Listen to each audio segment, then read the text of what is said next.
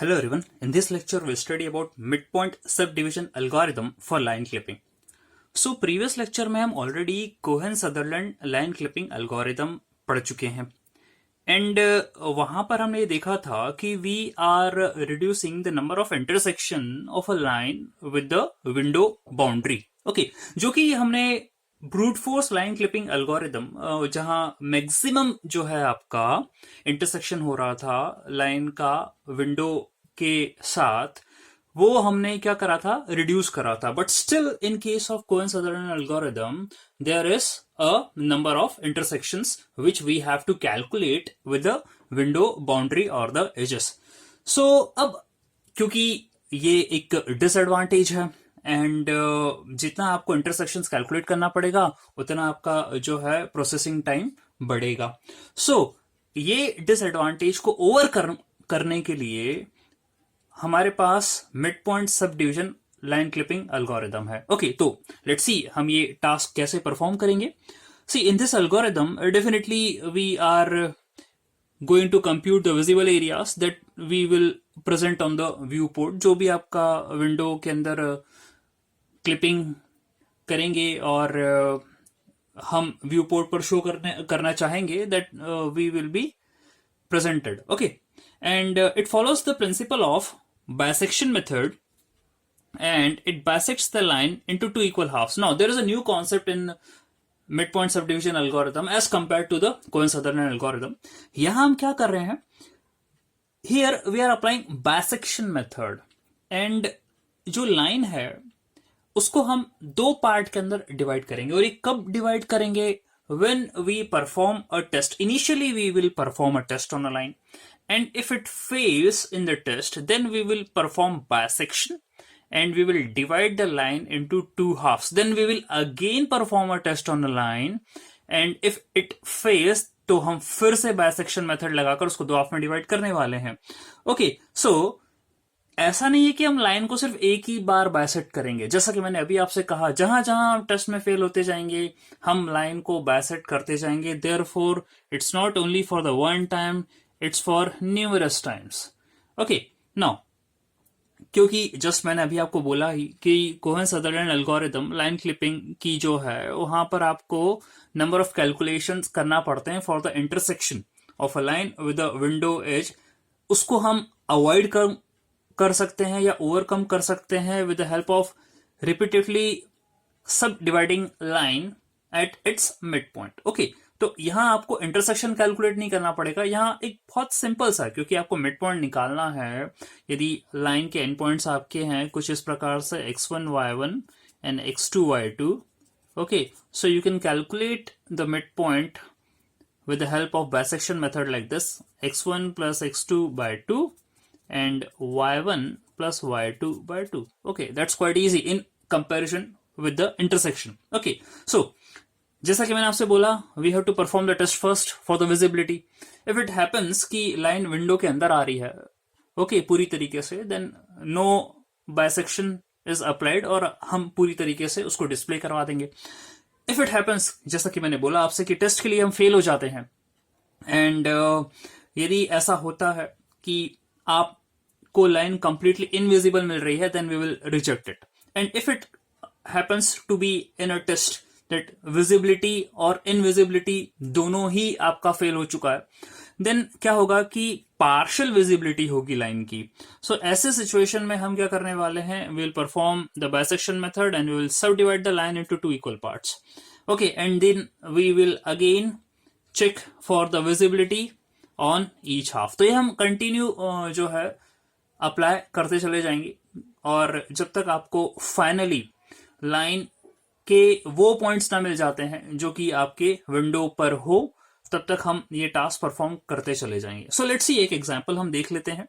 Okay, we are taking a line whose endpoints are P1 and P2 और वो कुछ इस तरीके से जा रही है।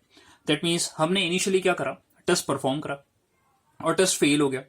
ओके, और we have found that both P1 and P2 are outside the window but some portion of the line is going from inside the window. Okay, तो ऐसे सिचुएशन है अब mid point sub division algorithm क्या करने वाली है। सो After the test, if it fails P1 and P2 and हमें अब बायसेक्शन मेथड यहां पर अप्लाई करना पड़ेगा. So will calculate the mid point of P1 and P2 and here it is been calculated as P3. Okay, तो यहां पर हमने एक मिड पॉइंट P3 उसका निकाल लिया. नाउ अगेन हम टेस्ट अप्लाई करेंगे P1 और P3 and P2 and P3 पर. ओके, दैट मीन्स अब आपने लाइन को सब डिवाइड कर दिया है, तो इन पर टेस्ट लगेगा और इन पर टेस्ट लगेगा. Now what kind of test I am talking about? See, Cohen Sutherland algorithm में हम जो टेस्ट लगाते थे वही टेस्ट हम यहां पर लगा रहे हैं. दैट मीन्स आपका पहला और ऑपरेशन था, that means you have to calculate the outcodes. Okay, outcodes of both the end points of the line, P1 के लिए भी और P2 के लिए भी. ठीक है, आउटकोड्स निकाल लीजिए. देन आपको उस पर और ऑपरेशन लगाना है. यदि ऐसा होता है कि और ऑपरेशन लगाने पर आपको 4 0 मिल जाते हैं, then line is completely visible and it is inside the window ready for display. यदि ऐसा होता है कि आपको 4 0 नहीं मिल रहे हैं, देन आपने एंड ऑपरेशन लगाया है, एंड ऑपरेशन में भी आपको 4 0 नहीं मिल रहे हैं, तो लाइन को हम रिजेक्ट कर देंगे. That means it is completely outside the window.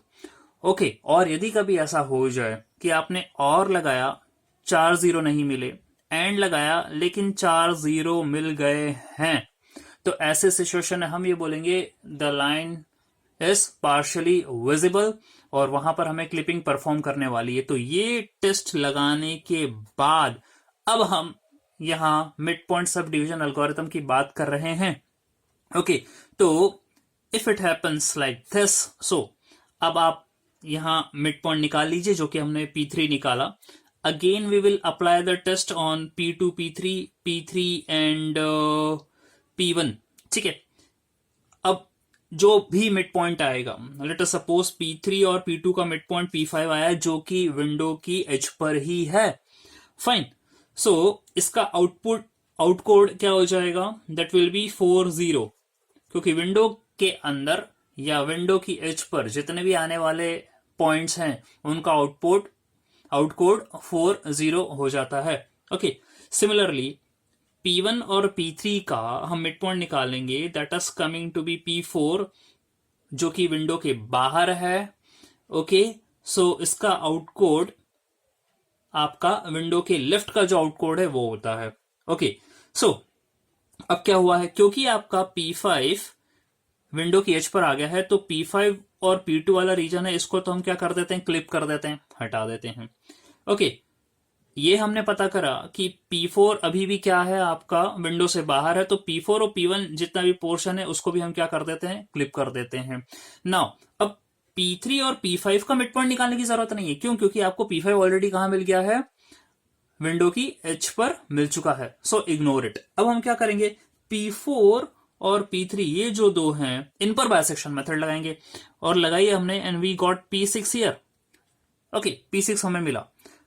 P6 जो मिला है आपका नया, अब क्या होगा, again we will perform the test. P4 और P6 पर लगाएंगे, P6 एंड P3 पर लगाएंगे, तो P6 और P3 तो ऑलरेडी विंडो के अंदर हैं. P4 और P6 पर लगाएंगे तो P4 is again outside the window, तो एक बार हमें फिर से मिड पॉइंट निकालना पड़ेगा बायसेक्शन मेथड से. So we will get P7 here and P7 is on the window edge. So that's it. तो हम P4 और P7 का जितना भी पोर्शन है इतना उसको हम रिमूव कर देंगे and we will consider P7. Okay, so P7 to P5 क्या होगा आपको, क्योंकि अब P7 का भी आउटकोड क्या होगा, 4 0 हो जाएंगे.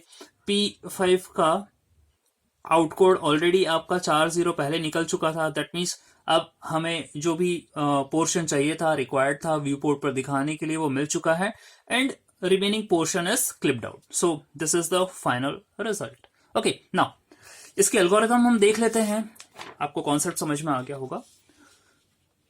सो as per the algorithm of mid point सब डिविजन, सबसे पहले हमें क्या करना है, you have to read the end points of the line. So let us suppose यहाँ पर लाइन के एंड पॉइंट्स है P1 X1 Y1 and P2 X2 Y2. तो आप सबसे पहले दोनों लाइन के एंड पॉइंट्स को इनपुट करवा लीजिए.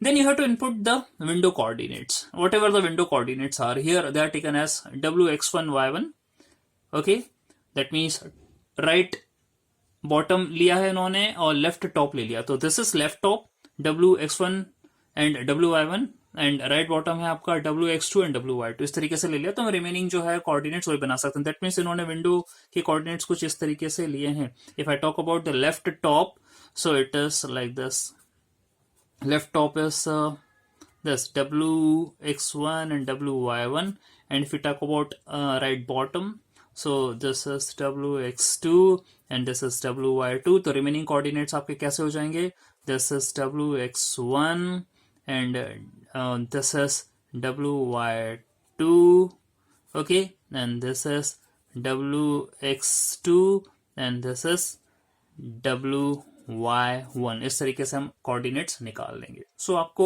विंडो के दो ही कोऑर्डिनेट्स पता हो तो रिमेनिंग कोऑर्डिनेट्स इजीली निकल जाएंगे। नाउ अब क्योंकि विंडो के हम आउटकोड 40 से असाइन करते हैं, तो रिमेनिंग एज पर कोहेन-सदरलैंड एल्गोरिथम हम आउटकोड्स निकाल लेंगे। That's very easy.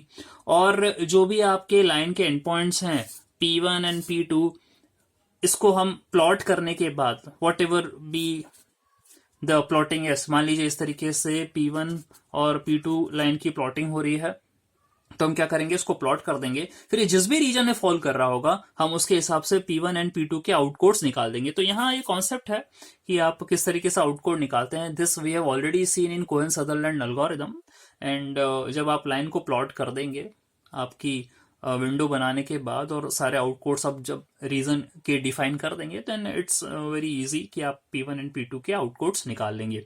उसके बाद आपको, जैसा कि मैंने बोला है कि विजिबिलिटी चेक करना है लाइन की, तो लाइन की विजिबिलिटी चेक करने का क्या तरीका है, सबसे पहले आप क्या करने वाले हैं, और ऑपरेशन परफॉर्म करने वाले हैं। ओके, तो ये देख लेते हैं कि लाइन विजिबल हो रही है नहीं हो रही। तो P1 एंड P2 दोनों के आउटकोड्स का आप और ऑपरेशन परफॉर्म करें और ये देखें कि 4 0 आ रहे हैं कि नहीं आ रहे हैं। यदि 4 0 आ रहे हैं then line is completely visible, तो आप स्टेप नंबर 6 पर जंप कर जाइए। ओके, दैट मीन्स लाइन को हम रेडी टू डिस्प्ले करेंगे। इफ इट हैपन्स कि आप जब अप्लाई कर रहे हैं और ऑपरेशन तो 4 0 नहीं आ रहे हैं, ओके, और एंड ऑपरेशन कर रहे हैं, ठीक है, ये तो आपकी टेस्ट नंबर 1 ये फेल हो गया मान लीजिए, तो टेस्ट नंबर 2 आप एंड ऑपरेशन परफॉर्म कर रहे हैं P1 और P2 पर। ओके, तो यदि ये आपका 4 0 नहीं आ रहा है ये भी, that means line is completely outside the window and it is invisible. तो अगेन स्टेप नंबर 6 पर हम क्या कर जाएंगे, जंप कर जाएंगे, स्टॉप, यानी कुछ भी डिस्प्ले नहीं करना है।